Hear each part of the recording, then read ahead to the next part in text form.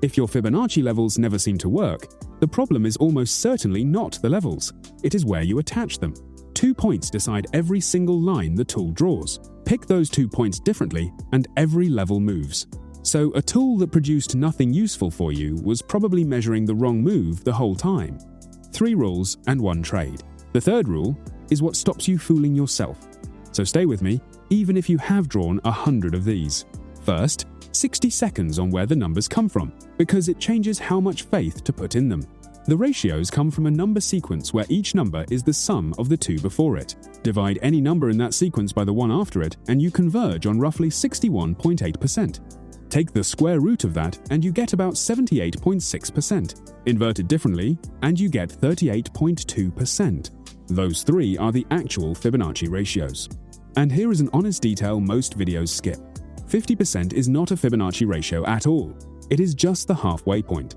It stays on the tool because traders watch it, and it therefore works often enough to keep, which is a perfectly good reason, but a different reason than the others have. Quick thing first, the free trading guide is linked in the description. Grab it and supercharge your strategy. Rule 1, and it is the one that fixes most broken Fibonacci charts. Anchor to the whole move, not a piece of it. Find where the move genuinely began and where it genuinely ended. For an upward move, that means the swing low that started it and the swing high that finished it.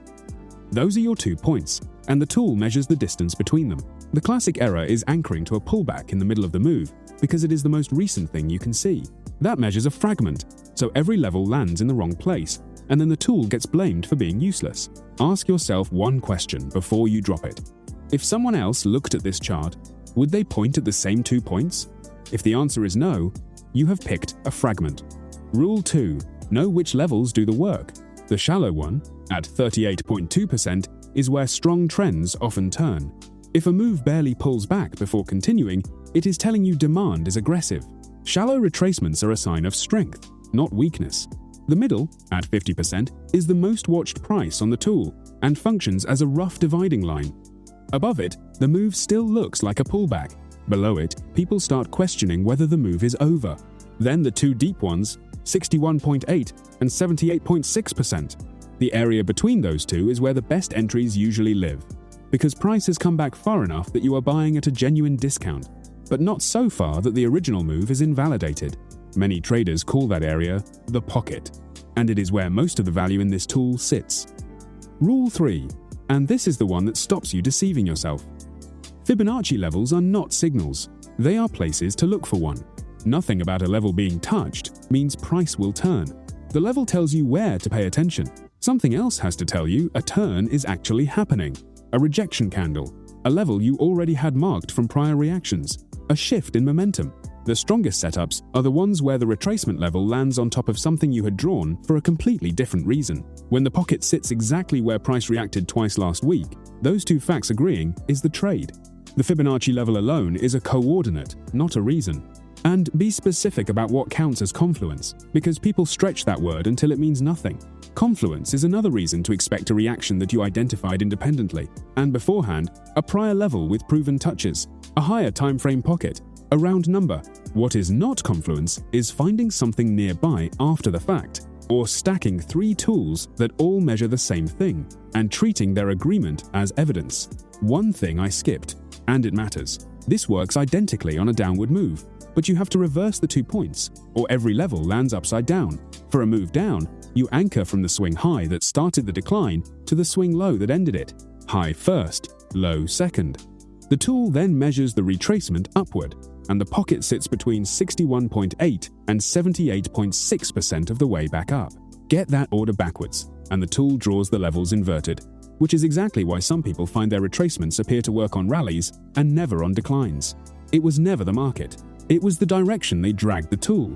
Which time frame should you draw it on? The one whose move you are actually trading, and then check the one above it. A retracement drawn on a 5-minute swing produces levels that matter for minutes. The same tool drawn on the daily produces levels that swing traders and institutions watch for weeks. Neither is wrong, but they answer different questions, and a level from the higher time frame overrules yours whenever they conflict. So the setups worth waiting for are the ones where your pocket overlaps a higher time frame level. That is 2 independent measurements of the same area agreeing, and agreement is the only thing that ever really makes a level strong. Now let's build the trade. Your setup is a retracement into the pocket, between 61.8 and 78.6% of the move. Your entry is a rejection candle inside that area. Price pushes into the pocket and closes back out of it in the direction of the original trend. You are waiting for evidence that the pullback is finished, not predicting it. Your stop goes below the swing low you anchored to, not below the 78.6 level, and this distinction matters. If price closes below the point you measured from, the move you were trading no longer exists, and there is nothing left to be right about. Your target is the prior swing high, the point you anchored the other end to. Price has already been there once. And because you entered deep in the pocket with a stop just under the anchor, the distance up is usually several times your risk. That ratio is the entire reason this method survives being wrong regularly. Let me test you, because this is where discipline shows. You draw a retracement. Price pulls back to 38.2% and stalls.